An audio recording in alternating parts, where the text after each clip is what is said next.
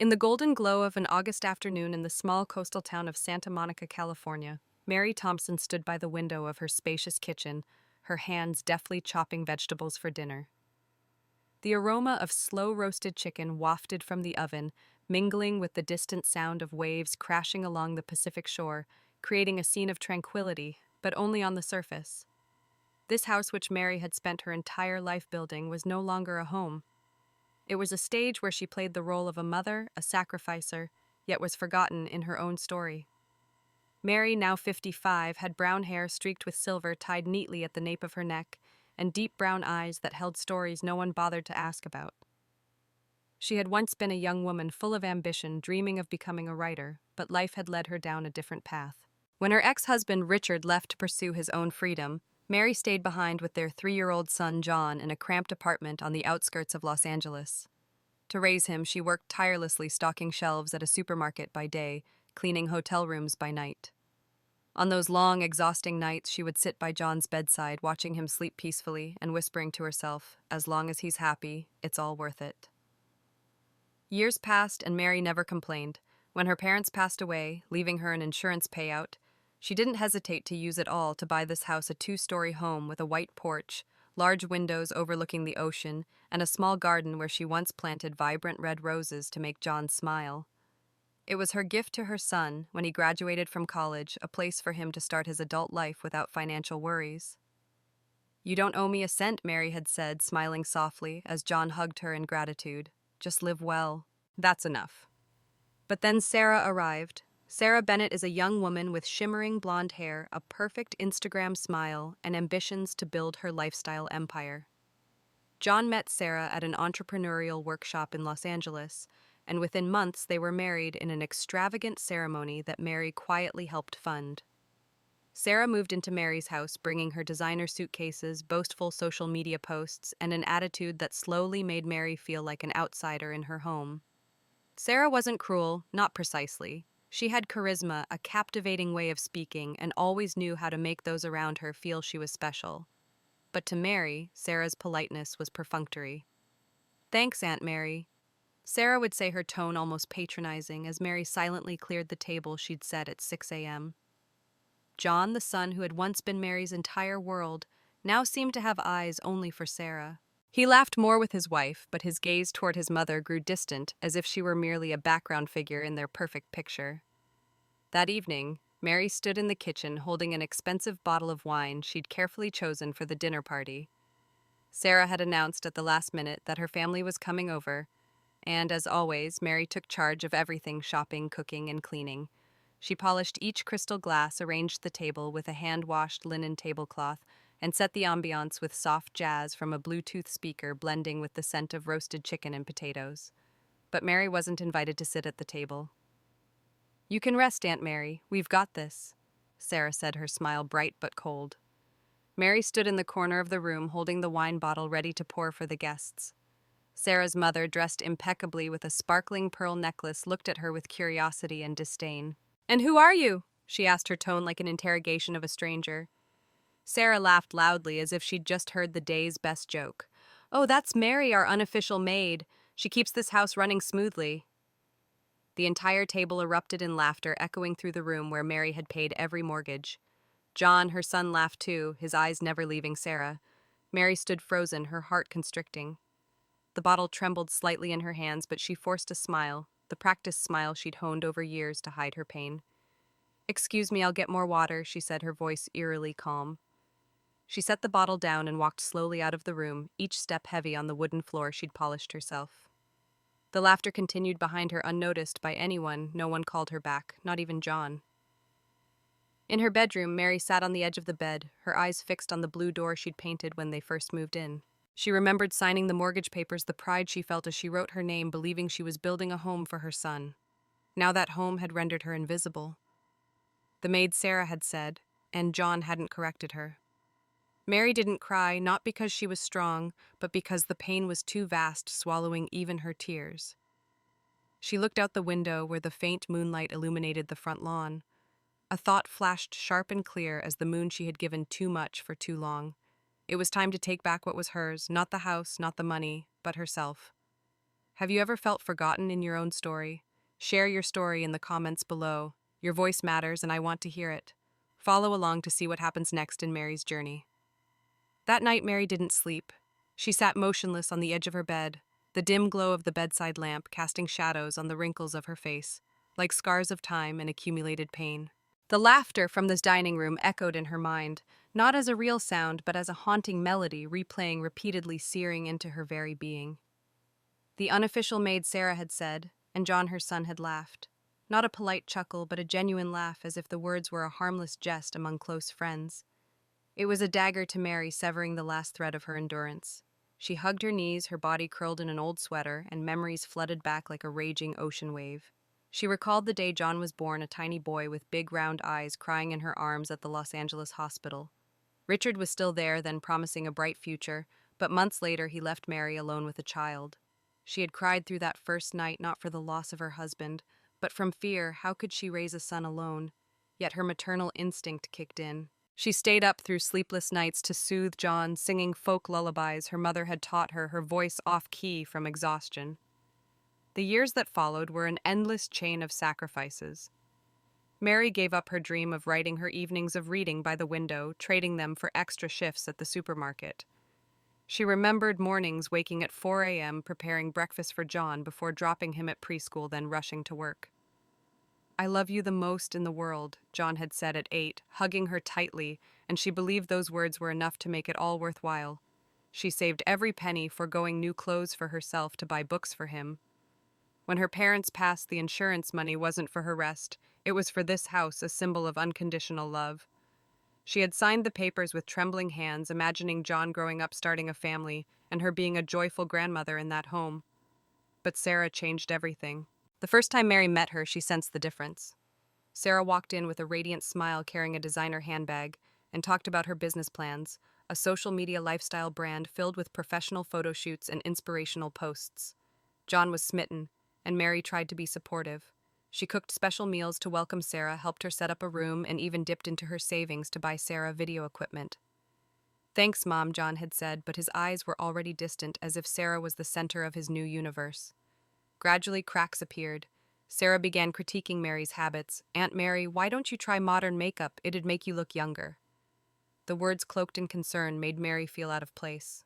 She started eating alone in the kitchen, listening to John and Sarah laugh in the living room and planning trips Mary had never been invited to. She recalled one evening when they returned from a fancy restaurant, Sarah whispering to John, "Your mom's a bit old-fashioned, isn't she? But don't worry, I'll help." Mary overheard but stayed silent, thinking it was just youthful chatter. Now, sitting in the dark, those memories cut like knives. The betrayal wasn't just Sarah's, it came from John, the son she had poured blood, sweat, and tears into raising. Why didn't he stand up, say, "That's my mother who gave us everything"? Why did he let her be demeaned as a servant in the house she bought?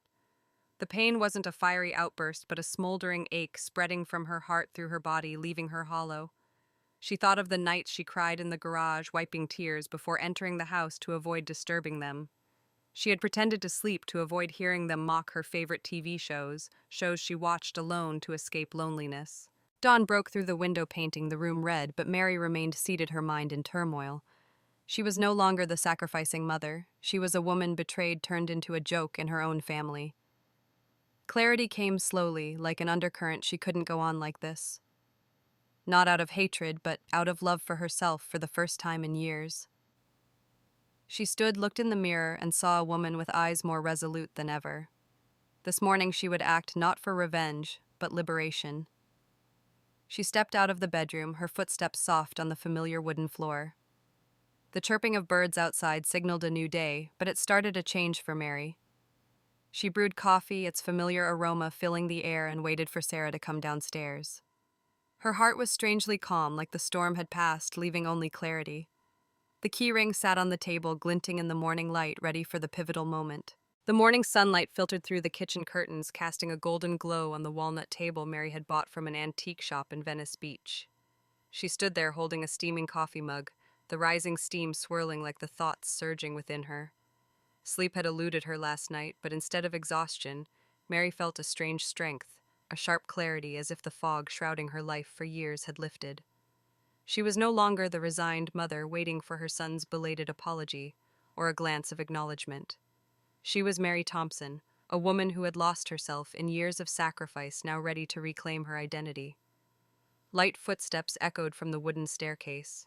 Sarah appeared dressed in a tight pink yoga outfit, her hair neatly tied in a high bun, wireless earbuds plugged in fingers swiping rapidly across her phone screen. She didn't glance at Mary, merely gliding past the counter to grab a banana from the fruit basket stocked by Mary the previous morning.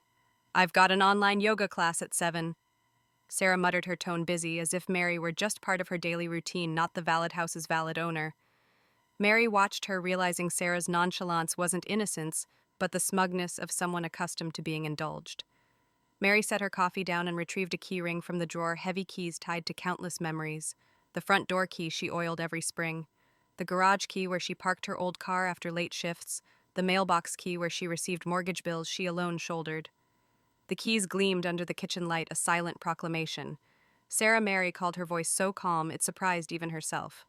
Sarah looked up, raised an eyebrow, and removed one earbud. "What's up, Aunt Mary? I'm super busy." Mary smiled, not the forced smile of before, but one brimming with confidence. She handed the key ring to Sarah, placing it gently in her hand. "These are all the house keys. Front door, back door, garage, mailbox. It's yours now." Sarah blinked, clutching the heavy keys, her face shifting from confusion to alarm. "Aunt Mary, what are you talking about? Is this a joke?" Her voice rose sharply, but Mary didn't flinch. "Good luck with the monthly mortgage payments. They're due soon." The words landed like a slow-burning bomb, quiet but powerful enough to shatter illusions. Sarah's eyes widened, her mouth opening to protest, but Mary had already turned away. She walked through the long hallway, past the family photos on the wall, John's graduation, his wedding to Sarah, framed by her hands, a picture of her holding a tiny John years ago. Those photos now felt like painful reminders of what she had invested, not just money, but her heart. She took nothing, no mementos, no dresses, no old notebooks. Only her purse and the thick wool coat she wore when she brought John home from the hospital are now frayed at the shoulders, but still warm with distant memories.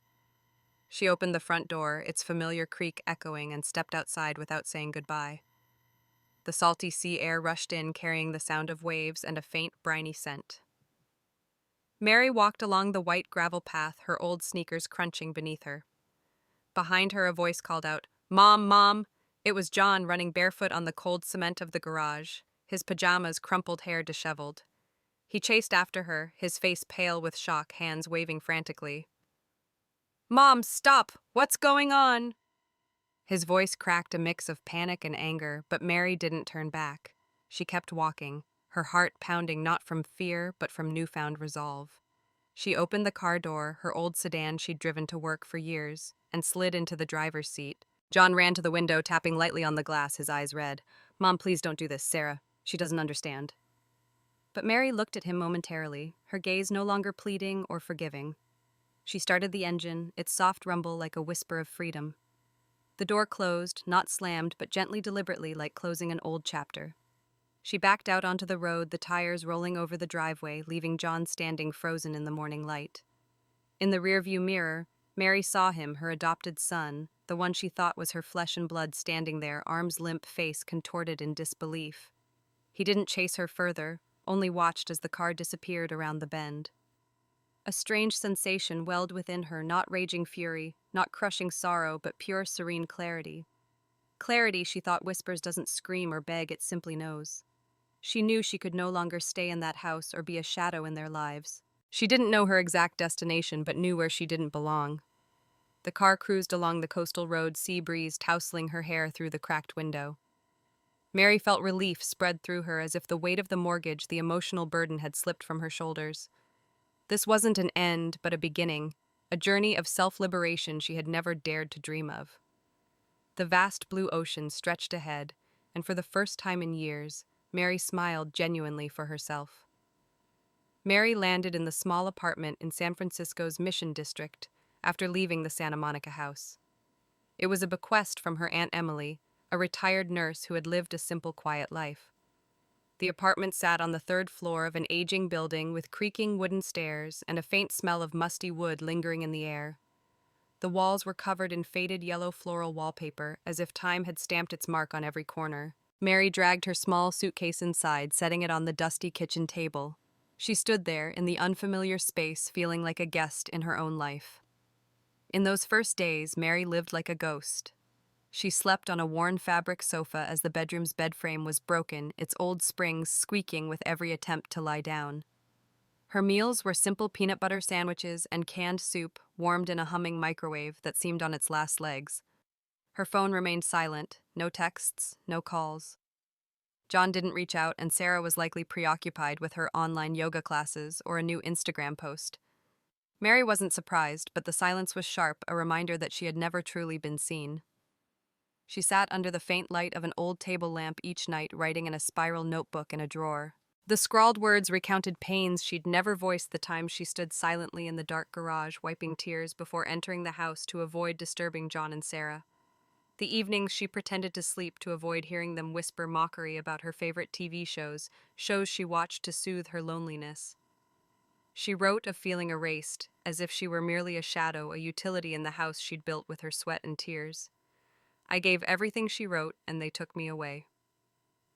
One rainy afternoon, while searching for a light bulb in the upstairs closet, Mary stumbled upon an old metal trunk tucked under a pile of fabric scraps. It was heavy, rusted at the edges, its lock corroded as if forgotten for decades. Curiosity piqued, she dragged it out, prying it open with a screwdriver. Inside weren't sewing supplies as she expected, but dozens of envelopes, some yellowed, tied with brittle rubber bands.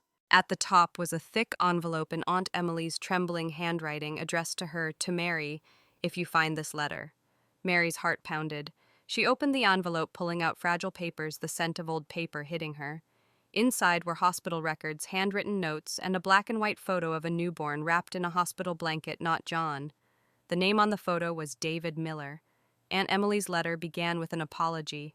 "Mary, if you're reading this, it means I didn't dare to tell you while I was alive. I'm sorry."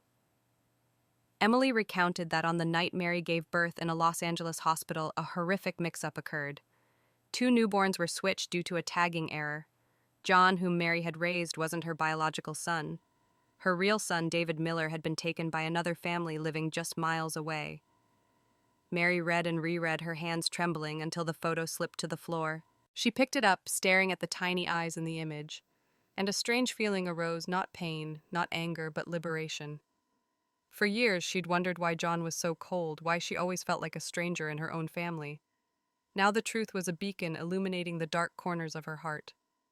"I'm not crazy," she whispered, voice choked.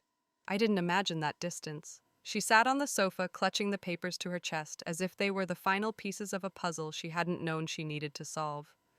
Emily had investigated, collected records, and even found details about the Miller family, a well-off couple who owned a small bookstore in central San Francisco. David, her real son, now over 30, lived a life she had never touched. Mary didn't cry. Instead, a small flame ignited within her to reclaim what was lost, not for revenge. She carefully refolded the documents, placed them in a new envelope, and stored them in her nightstand drawer. That night, she looked out the window where city lights glimmered through the rain. San Francisco was vast, unfamiliar, but out there was a man who shared her blood, and Mary knew she would find him. Mary's small apartment in the Mission District became a sanctuary and a prison of relentless thoughts. Each morning, she woke to gray light filtering through thin curtains, the sound of city traffic blending with the groan of an old heater. But her mind was elsewhere, pulled to the words in Aunt Emily's letter, to the photo of baby David Miller, and to the painful truth that John, the boy she'd raised, wasn't her flesh and blood. That truth didn't breed resentment, but acted like a key unlocking a door she'd kept sealed for years, a door to herself. Mary held David's photo, her fingers tracing the tiny face in the black and white image. Though just a blur on paper, those eyes seemed to carry a piece of her, a piece she'd never touched. Emily's letter detailed the night Mary gave birth in a Los Angeles hospital, when a mix-up during the night shift swapped 2 babies. Emily, a nurse, had suspected something amiss with the room transfers and tags, but stayed silent out of fear. Years later, after finding the hospital's discreet settlement papers with the Miller family, Emily confirmed that David was Mary's true son. "I wanted to tell you," Emily wrote, "but I feared it would shatter your heart." Now that heart was broken, but not by pain, by awakening. Mary spent the day poring over every page in the old trunk. There were hospital records, Emily's handwritten notes, and a small article about the Miller family, a successful couple owning Miller's Pages, a bookstore in San Francisco's North Beach. Their son David was described as a book lover, a literature graduate now running the family shop. Mary pictured him a man in his 30s, perhaps, with a kind smile, intelligent eyes, and a life she'd never been part of. The thought pierced her chest, not from envy, but from the stolen years. The first hugs, birthdays, bedtime stories, all meant for a child she never met. She stood before the bathroom mirror, staring into tired but no longer shadowed eyes. "I'm not crazy," she whispered, as if convincing herself. John's coldness averted gazes, and the moments he sided with Sarah over his mother made sense now. Yet strangely, Mary didn't resent John. She had loved him unconditionally, though he wasn't her biological son. But that love, she realized, had been exploited. John saw her not as a mother, but as a utility, someone always there to clean pay bills and quietly endure. She resolved to find David, not to claim or disrupt his life, but to know him. She needed to see him even from afar to fill the void in her heart. But she didn't rush. Mary sat at the kitchen table, opened her spiral notebook, and began jotting notes. She searched online, finding details about Miller's Pages. The bookstore sat on a bustling street, its deep green facade adorned with handwritten signs for new releases. A Yelp review described David as a friendly owner, always eager to help customers find the right book. Mary smiled, imagining him behind the counter wearing reading glasses, his voice soft but assured. She wrote down the address, sketched a small map in her notebook, and noted the store's hours. Mary lay on the sofa that night, streetlights casting faint beams across the ceiling. She thought of John and Sarah, wondering what they were doing in the house she'd left behind. Perhaps Sarah was posting a new Instagram photo showcasing an artful coffee or the sunset from the porch. Possibly John was on the couch playing video games, oblivious to the looming mortgage. But Mary no longer ached. She had handed over the keys not just to the house, but to her heart. Now she held a different key, one to David, the truth, and herself. She closed her eyes, her breathing slowing. Outside, San Francisco pulsed with honking cars and neon lights, but Mary felt a new stillness in her apartment, not of loneliness, but of beginnings. Tomorrow she would start her search for David, not to reclaim what was lost, but to discover what could begin. She hugged the notebook to her chest, and for the first time in many nights, she drifted to sleep with a faint but fierce spark of hope. Early in the morning in San Francisco, the North Beach district was covered in fog, cloaking the cobblestone streets in a misty veil like a painting. Mary stepped off the number 30 bus, her wool coat wrapped tightly around her, clutching a paper coffee cup from a nearby shop. She stood before Miller's Pages, its deep green facade adorned with handwritten signs inviting passers-by to explore rare books. Through the large window, she saw a young man, David, her real son, arranging books on a shelf, the golden light from the ceiling glinting off his dark brown hair. Mary stood still, her heart pounding, unable to step inside. This was her first time seeing him in person, not through Aunt Emily's faded photo. She found a bench in the park across the street, pretending to check her phone, but her eyes never left the bookstore. David moved with gentle confidence, pausing to chat with a customer, his smile warm like sunlight breaking through the fog. He wore thin-framed glasses and a navy sweater, and he tilted his head when listening, a small habit Mary recognized as her own. A pang shot through her chest, not from loss, but from the strange intimacy of seeing a stranger who was so much a part of her. She pulled her notebook from her bag and scribbled, "David, about 30, loves books, is patient, and has a warm voice." These words were her way of building her son's image piece by piece, like reassembling a torn portrait. Mary didn't rush. She returned to the park daily, sitting on the bench, holding a book as a disguise, sometimes sipping cold coffee. She observed David's routine, opening the shop at 9 a.m., dusting the counter with a cloth, and smiling at children running in for picture books. Each detail was precious, like gems she collected to fill the void of 30 years apart. But she didn't dare enter, afraid the truth would shatter this fragile piece, that David would see her as an intruder in his life.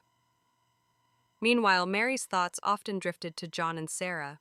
She didn't intend to track them, but scrolling social media revealed their facade.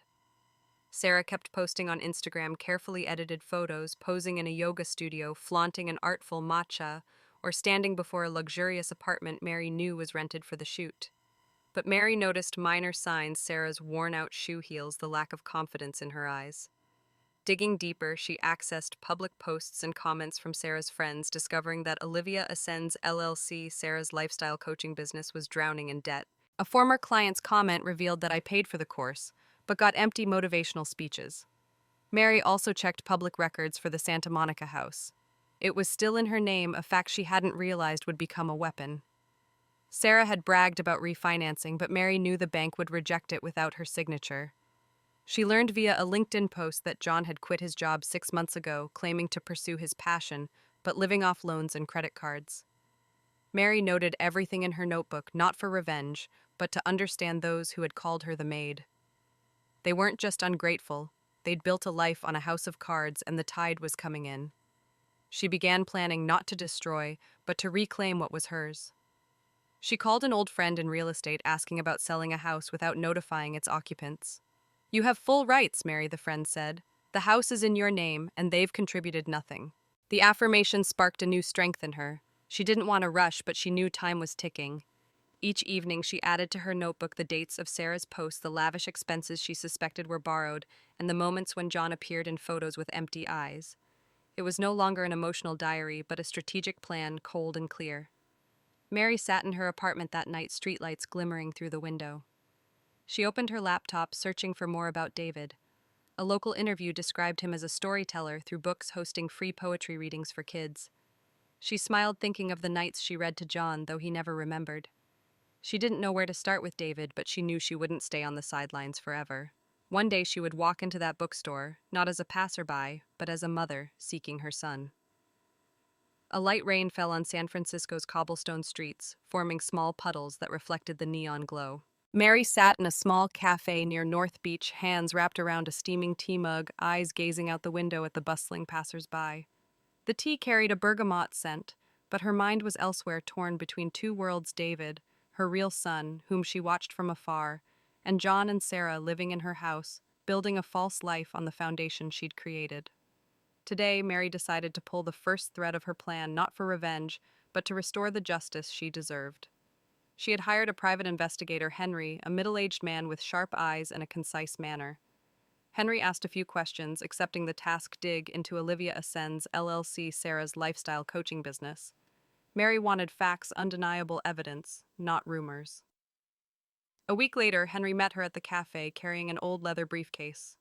He slid a thick folder across the table, saying evenly, "You'll want to read this alone." Mary nodded, her heart racing, though her face remained calm. She paid for his coffee, and as he left, she opened the folder. What she read stunned her. Sarah's company was a hollow shell, no tax filings for the last 2 quarters. Invoices to clients were forged with non-existent company names and addresses. The before and after home renovation photos Sarah flaunted on social media. All stages are in short-term rental properties, not real projects. Her high-end partnerships were mere affiliate links with inflated metrics. Some clients had begun publicly criticizing her on online forums, calling her business a polished scam. Mary flipped through the pages, her fingers trembling slightly. This wasn't just irresponsibility, it was systematic deceit, a house of cards built on vanity and debt. She looked out the window, the rain now heavier pattering against the glass like tiny hammers. She thought of Sarah's smug smile when she called her the maid, and how she posed on Mary's porch for Instagram photos with a wine glass. Mary felt no anger, only a cold clarity. Sarah and John had lived a fabricated life and would now face the consequences. But Mary didn't want a loud spectacle. She wanted the truth to speak for itself, as when she found Emily's letter. She sent the folder to Sarah's parents, the Bennetts, who had laughed heartily in her kitchen, clinking wine glasses as their daughter humiliated her. Mary printed the documents, placed them in a plain brown envelope, and attached a handwritten note. "Everything you think you know is a performance." She mailed it anonymously without hesitation, then returned to her apartment, sitting in the dark, waiting. 2 days later, the first cracks appeared. Sarah's Instagram went silent. No more inspirational quotes, yoga videos, or artful coffee photos. A new post, a vague quote about misunderstandings, was flooded with curious and skeptical comments. Mary didn't need to check further. She knew what was happening. A former Santa Monica neighbor still following Sarah reported seeing Sarah's mother storm out of their house, yelling into her phone purse, swinging wildly. Sarah's company began to crumble. Her website went under maintenance, a major workshop was canceled, and sponsors withdrew individually. Mary sat in her apartment, the desk lamp illuminating her notebook where she recorded everything. She didn't rejoice in Sarah's downfall, but felt justice being restored. John called that night, leaving a trembling voicemail. "Mom, what's going on? Sarah's parents aren't talking to us. Someone sent documents. They think we forged them." Mom, was it you? Mary listened twice, then set the phone down. She didn't reply. John needed to feel the truth, as she had branded the maid when she stood in the kitchen that night. She stood stepping onto her small balcony overlooking the street aglow with lights. A cold breeze carried the scent of salt from San Francisco Bay. Mary knew she wasn't just reclaiming justice, she was reclaiming herself. And somewhere in Miller's pages, David lived his life unaware that his mother was preparing to step forward not to demand but to seek a genuine connection. She took a deep breath, the cool air filling her lungs. This time she wouldn't let anyone define her. Mary's small apartment in the Mission District grew more familiar over the long days. The dim streetlight filtered through the curtains, casting faint beams across the old wooden floor. Mary sat on the sofa holding a cooled bergamot tea, her eyes fixed on the silent phone on the table. John's text glowed on the screen, and there was a single line, "Mom, I need to see you. Please." No anger or demands, just a weary plea as if he'd reached the end of his road. Mary stared at it for a long time, her fingers brushing the screen but not replying. She no longer feared facing him, but wasn't ready to reopen the door she'd closed. 3 days later, a soft knock echoed in the late afternoon. Mary peered through the peephole and saw John standing there, shoulders slumped, hair disheveled, shirt wrinkled, as if pulled from a laundry pile. He was a far cry from the confident young man who sat beside Sarah laughing in her kitchen. Mary took a deep breath and opened the door but said nothing, stepping aside. John entered his old sneakers, leaving faint dust marks on the floor. He stood in the middle of the room, hands in pockets, eyes downcast, unsure where to begin. The air was heavy, broken only by the ticking of a wall clock. "I'm not here to ask for anything," John finally said, his voice hoarse as if he'd rehearsed the line a dozen times. "I want to understand what's happening." Mary sat in an armchair, hands clasped tightly, her gaze calm but piercing. "Understand?" she asked evenly. "Understand what, John? Why am I selling the house I paid for all these years? Or why did I leave when you and Sarah turned me into a joke in my home?" John winced as if her words were a slap. He stepped, then stopped, rubbing his neck as if searching for words. "Mom, I didn't think it would go this far. I thought you were just being too sensitive." Mary nearly laughed, but her smile held no warmth. "Sensitive," she repeated, her voice low but sharp.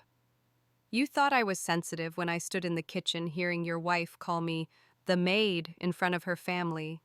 You thought I was sensitive when you laughed along, not saying a word to defend me." John looked down, unable to meet her eyes.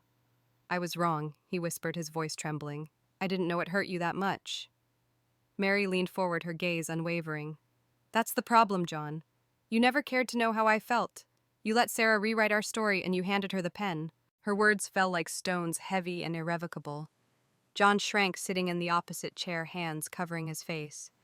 "I've lost everything, Mom," he said, his voice breaking. "Sarah, she's not who I thought. Her company's collapsing, her parents turned away, and now the house. I don't know what to do." Mary looked at him, her heart no longer aching as it once did. Instead, she felt an odd stillness, as if watching a stranger grapple with their own consequences. "You didn't lose everything, John," she said calmly. "You gave it away. You gave me away when you stayed silent and let me stand alone in that kitchen." John looked up, eyes red, lips trembling. "I messed up, Mom. I thought Sarah was helping me build a future. I thought I was doing the right thing." Mary stood, walked to the kitchen drawer, and pulled out the envelope with Aunt Emily's documents. She placed it before him, her gaze steady. "You need to know the truth," she said. "Please read it." John stared at the envelope, hesitated, then opened it. He flipped through the papers, hospital records, Emily's letter, the DNA test results. His face, paled, eyes widening as if the world crumbled beneath him.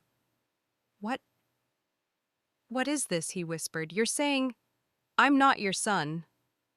Mary nodded, her voice soft but firm. "You're not my biological son, but I raised you as if you were. I gave you everything, even when you didn't want it." John stared at her, hands shaking with the papers. "So, who's your real son?" Mary didn't answer, immediately letting the truth sink in. "Now you know how I felt," she said, "like a stranger in my family." John didn't cry, but his eyes shone. He stood, walked to the door, then turned back, voice choked. "Mom, can we fix this?" Mary met his gaze, neither promising nor refusing. "I don't know," she said. "But it's not my job anymore." She opened the door and John stepped out, his silhouette fading into the sunset. Mary closed the door gently, not with spite but with finality. This time she felt no loss, only liberation. The rain had stopped in San Francisco, leaving the streets shimmering under streetlights. Mary stood before Miller's Pages in North Beach, clutching her bag's strap, her breath trembling in the chilly air. The glass door reflected her image, a 55-year-old woman with silver-streaked hair, eyes resolute yet anxious. Today she wasn't here to watch from afar, to sit on a park bench with cold coffee. Today she would step inside, face David, her true son, and reveal the truth that had weighed on her heart for weeks. She took a deep breath, pushed the door, and the small bell jingled like a friendly greeting. Inside the bookstore was warm, the scent of old paper mingling with wood from towering shelves. David stood behind the counter wearing thin-framed glasses, jotting notes in a large ledger. He looked up, his smile blooming as he recognized her. "Back again," he said, his warm voice tinged with teasing. "You're my most loyal customer." Mary smiled, but it trembled. She had visited many times, buying random books, chatting about the weather or literature, always keeping her distance. Today, that distance had to vanish. "David," she said softly, but clearly, "I need to talk to you. Something important." He raised an eyebrow, surprised, but nodded. "Sure. Come on back." He led her through a side door to a cozy break room with an old wooden table, a kettle, and a worn green armchair. The space felt honest, devoid of the artificial glamour she'd seen in Sarah's world. David poured tea, set 2 cups on the table, and sat across from her. "What's up?" he asked, his eyes curious but kind. Mary took a deep breath and pulled the envelope with Aunt Emily's letter, hospital records, and DNA results from her bag. She placed it on the table, her hands trembling slightly. "This is a long story," she began, her voice catching. "And it will change everything." David glanced at the envelope, then at her, his expression growing serious. "Are you okay?" he asked, his concern piercing her chest. She nodded, though her heart raced. She said a mistake was made in a Los Angeles hospital 30 years ago. 2 babies were switched at birth. One of them was you. David sat still, his body motionless, only his eyes moving, searching hers. Mary continued, her voice shaky but resolute. "I raised a boy, loved him as my own, but he wasn't mine. And you are my son." The room fell silent, save for the ticking wall clock and Mary's ragged breaths. David looked at the envelope, his hand slowly reaching for it as if it were fragile. He opened it, flipping through the documents, reading Emily's lines, the notes on the fateful mix-up. When he saw the baby photo, his own, his eyes clouded not with tears, but with shock. Is this real?" he asked, his voice low, trying to comprehend. Mary nodded. "I'm not here to demand anything from you. I just needed you to know the truth. I couldn't keep it inside anymore." David set the papers down, his fingers still clutching the edges. He looked at her, his gaze a mix of confusion and sincerity. "I have parents," he said slowly. "They raised me, loved me. I don't want to hurt them." Mary nodded, tears welling. "I know. I'd never ask you to abandon them. I needed you to know I'm here, that I lost you for 30 years. David stood walking to the small window, looking at the glistening street. "I don't know what to feel," he said honestly. "Not anger or sadness. It's just a lot." Mary stood but kept her distance. "You don't have to feel anything right now," she said. "I just wanted the truth to be free." He turned, his eyes softer. "You didn't have to come, but you did. That means something." Mary smiled, tears rolling down her cheeks. "I didn't know how not to." David nodded, a small but meaningful gesture. "Can we take it slow?" he asked. "I don't want to force anything." Mary nodded, her heart lighter, as if a burden had lifted. "I wouldn't ask for more." He gave a fragile, warm smile. "Stay for tea." Mary nodded, sitting down, and for the first time she felt she wasn't a ghost in someone's life. They talked about books, rain, and small things. The truth lay between them, but it was no longer heavy. It was a beginning, small but real. Autumn winds swept through North Beach, carrying the scent of dry leaves and sea salt from San Francisco Bay. Mary stood in Miller's Pages, holding a minor brass key gleaming under the warm golden light. David had just given it to her with an unexpected invitation. "This is the key to the next chapter, a new reading nook in the shop. I want you to feel it's yours." The cozy corner, with its soft armchair shelves of classic books and a small tea table, symbolized a beginning not just for David but for Mary herself. She gripped the key, feeling its weight, not a burden, but a promise of freedom. The Santa Monica house had sold, and the deal closed faster than Mary expected, with a sum far exceeding her hopes. John and Sarah had to vacate within 30 days with no room for negotiation. Mary didn't go to watch them leave, but an old neighbor reported Sarah directing movers with a strained face, sunglasses, hiding swollen eyes, while John stood silently on the lawn phone pressed to his ear, pacing like a lost soul. The image didn't bring Mary joy, but restored a sense of balance, as if the universe had finally returned the justice she'd been denied for years. Mary donated a portion of the sale proceeds to a foundation supporting women starting over those forgotten, betrayed, underestimated like she had been. She didn't need their thanks, for she felt her own worth each time she stepped into the next chapter at David's bookstore. There she was, no longer the maid or the abandoned mother. She was Mary Thompson, a woman rewriting her own story. Her meetings with David grew natural. They sipped coffee, discussed books, and shared snippets of life. Once at a farmer's market near the bookstore, David picked up a jar of apple butter and laughed. "My mom used to make this every fall. The smell of apple and cinnamon always reminds me of home." Mary smiled, unbothered by his mention of his adoptive mother. She understood David had a family, and she didn't want to replace them. But each time he shared a preference, hating wind chimes, loving the sound of rain, she felt a deep connection, as if her pieces were finding their place. Mary began writing a memoir not for publication, but to tell her journey. Each night in the next chapter, under the desk lamp's glow, she wrote of her years of sacrifice, the night she was called the maid, the day she found Emily's letter. She wrote that I was a woman who vanished in her own life, but I took it all back, not with anger, but with silence and truth. Upon catching her writing once, David said, "You should share this story, it'll touch people." Mary smiled, not committing, but knowing he was right. One late afternoon, Mary walked through her old Santa Monica neighborhood. She passed John's school, the park where she pushed him on swings, and the grocery store where she counted pennies for his favorite cereal. The memories no longer hurt. She stopped before the old house now with new owners. The blue door and the rose garden remained, but they weren't hers anymore.